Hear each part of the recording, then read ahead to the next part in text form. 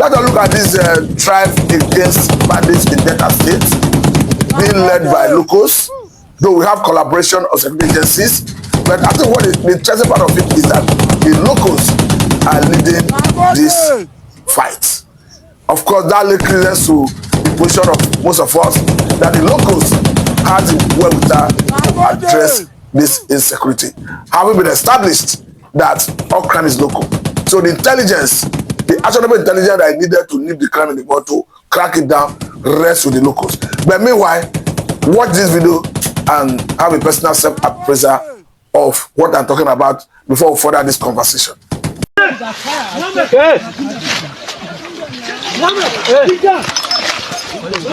you okay? Everyone good. Fire now! Return fire, everyone is good. Fire and go, let's go. Fire them. Jump over, fire the idiot. Good one there. Let's go, let's go. Gentlemen, get up, let's go. Jump up, let's go now. Jump up, let's go. Inna lillahi. Fire now. Easy your hand. Return fire. Return fire. Good one. Return fire. Good one. Sorry, Oga. Jump up, come. Good one.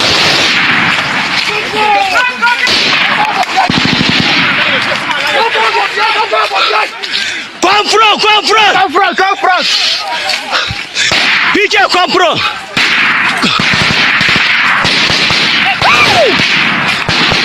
Come this side. PK, come this side. Come back small. See, raise those machines. Go, go. Oh, that's funny. Let's go front now. Let's go, let's go. Get up, jump up, let's go front. Return fire. Those machines, because of fuel, raise them up. Everybody is good. Get up. Get up. The ammunition don't finish. Get up. Let's go fire movement. Good one. Jump up from this side. Let's go. Use them. Come. Leave the machine. The ammunition don't finish. Let's go. Let's go. Let's go. The ammunition don't finish. Good one. Good one. Yes. Come front. Come front and fire. See them front. Come ahead. Come ahead. Come ahead. They are running. Knock them shots. Knock them. Pursue them. Knock them shots. Come close. Bravo Kilo. Get ready over.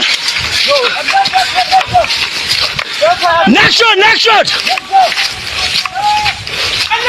Clear them. Good one there. Good one. Let the other people come and marry up here.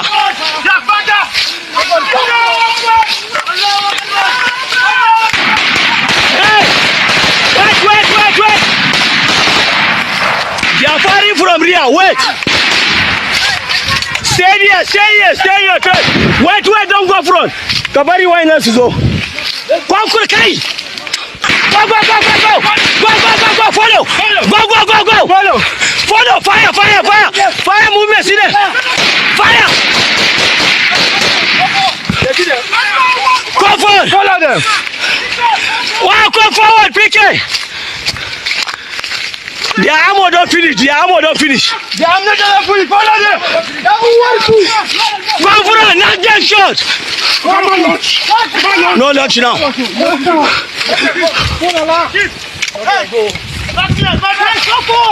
Okay, wait. Now go there. Open. Show your back. Watch back. Wait.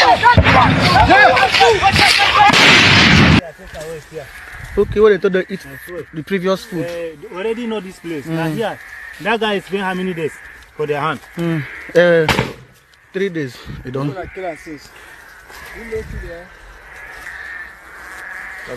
God bless Nigerian soldiers.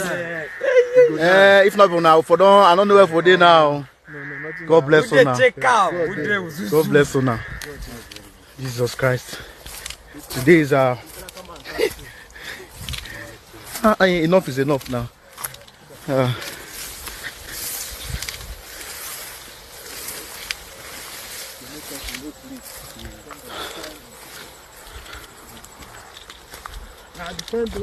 Okay.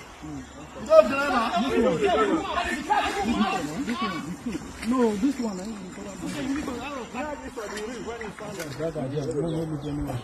So from the video you just watched, you can clearly see a local person leading the military into the bushes to crack down the bandits. And this is not the first time we are seeing him doing this. We are seeing him lead the military, the police into the forest, into the bushes to fight bandits, and in some cases recover ransom that have been paid by victims to bandits. So I think this calls for the government to expedite action sequel to the issue of forest guard proposal of federal government. I must say that the delay that is coming, or rather that is trailing that initiative, is not encouraging citizens, because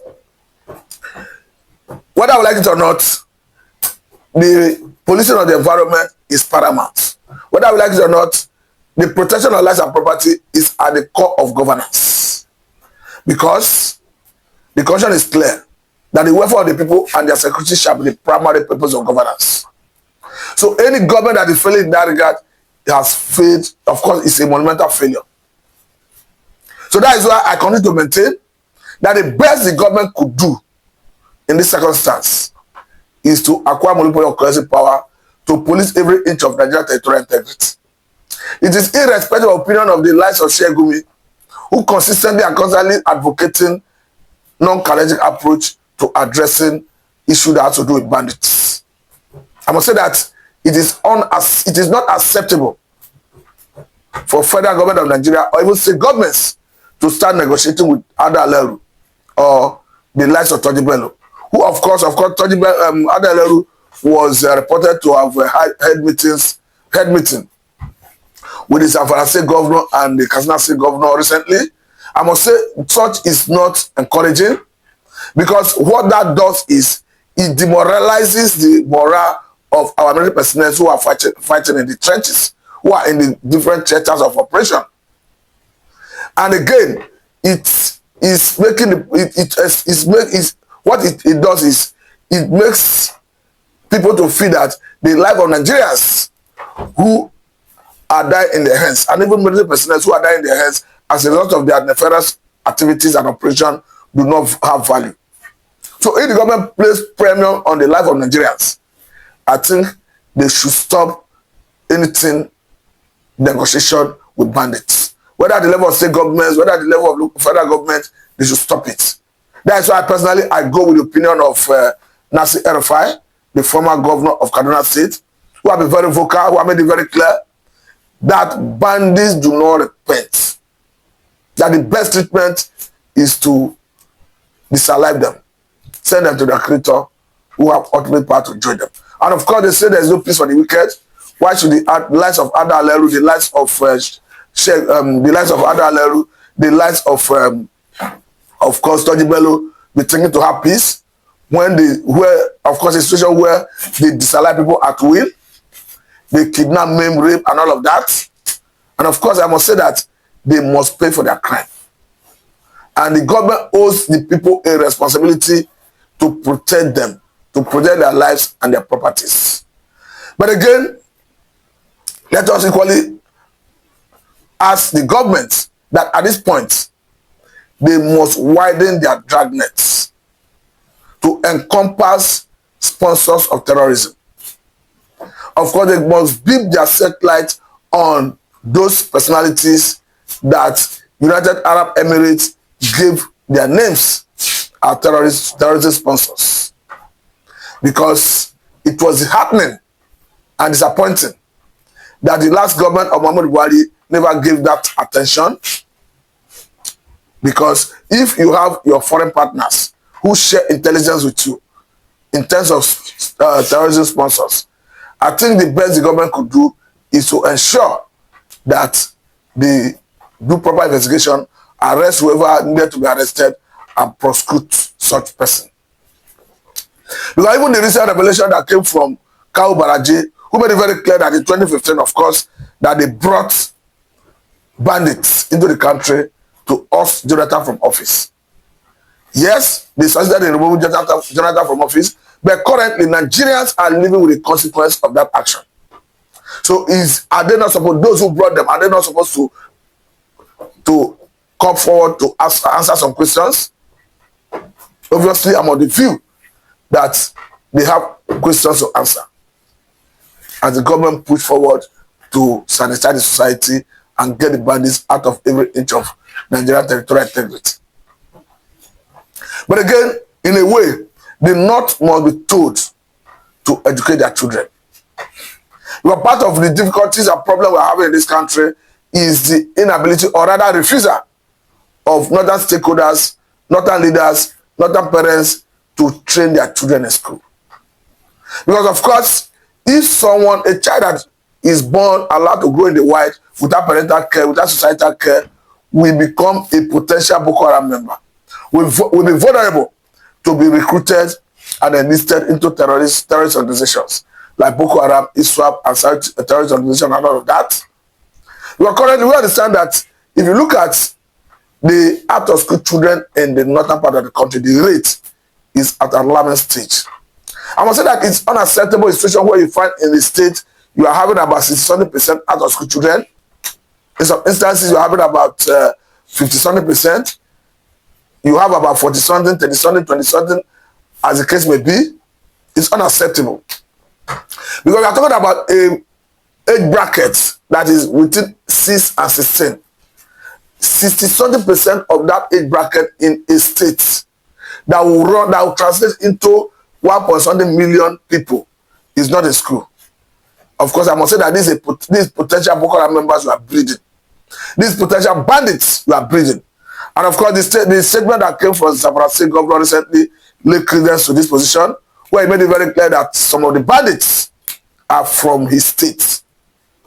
Meaning, if the government, if the people, if the parents, if stakeholders have done the right thing for the cradle, give the children the right education, perhaps they will not turn into banditry.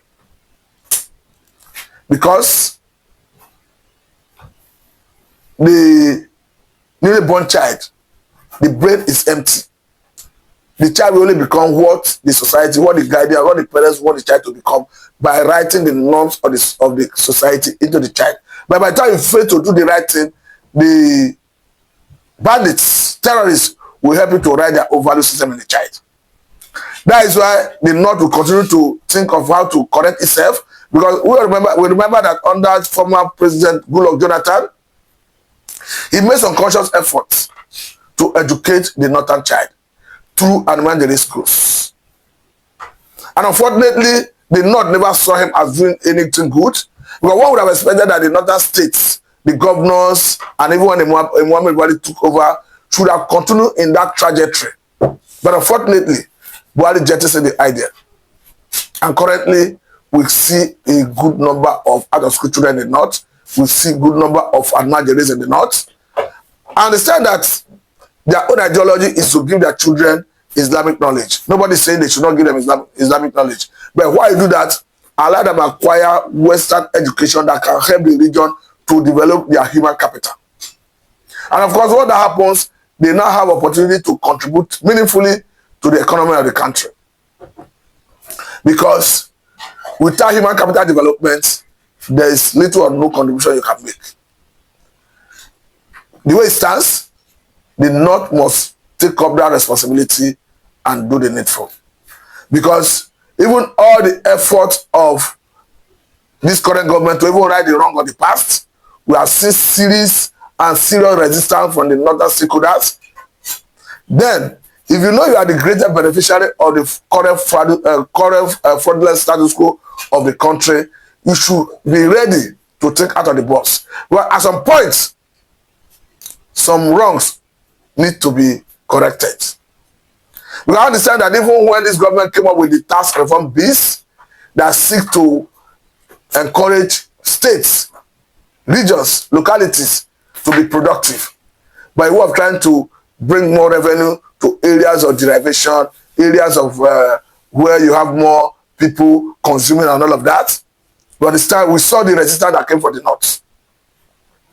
And at the end of the day, the north used their number, or rather their numbers in the National Assembly to water the bill down. And at the end of the day, the version that was passed by the National Assembly and subsequently assented to by the president was already watered down. And if you look at the advantage they not have over the South, you need to ask, how do they get that advantage? For me, it didn't come by anything, justice, equity, and fairness. It came through cohesion. Because all through the time we had military rule, or rather we had military rule, nobody gave the military any mandate to govern or to rule. The likes of IBB, the likes of Apache, name them. They were seizing power, taking power in turn. Like who is changing baton in the relay race. At the end of the day, they started creating states and local governments. That currently, as we speak, cannot say half for the 4 local governments. You can have 27 local governments. Put together, you are talking of 71 local governments. Whereas a place like Delta is having 25, I think Lagos is having about 25. Rivers State has 33, Edo 18. And what I'm saying here is, if revenue were to be shared and representation were to be done by number of local governments, it means a place like Kano, Jigawa will be having more revenue and representation more than areas where you even have the mainstay of the economy. And if you want to even correct it to right the wrong, the northern stakeholders will resist it. I understand that the issue of 13% derivative, because of course that is the only thing that gives oil producing state advantage over others. It was even the time of Ibori that Ibori and Co put pressure on the then government of Obasanjo, because I can remember that it was about 17% derivative before it was jacked up to 15%. I must say that 15% for me is grossly inadequate, even as we blame the state governors in the region of not making judicial use of the money, but the derivative for me is grossly inadequate. Considering the environmental impact of oil exploration in those communities where oil exploration takes place. That is why I continue to mention the case of Ogoni. That is perhaps the most polluted place in the whole world. And if you want to clean up Ogoni, we are talking about billions of dollars, and it will take about 25 solid years to do that. And this is not as a result of the negligence of the community, but it came about as a result of the negligence of the oil majors who operate in that locality. We saw the lukewarm attitude and the lackadaisical attitude of the last administration of Muhammad Buhari when they even said they wanted to clean up Ogoni. It was surprising that Buhari stayed in Asura for 8 years and no conscious effort was made to clean up Ogoni. And today, Ogoni cleanup have been stalled. I don't know whether this government is ready to give it attention, but I must say that Ogoni land deserves to return back to natural, organic nature by cleaning it. It is not just enough for government to come back and say they want to kickstart oil exploration in Ogoni land without thinking of how to clean up the mess that was left behind by oil spillage that have ravaged the communities, destroyed aquatic life, fishing, of course, that the communities were used to as a means of livelihood have been destroyed, considering the impact of the oil spillage. But again, let the government think twice and look for way to clean up Ogoni. I must say very thankful for this.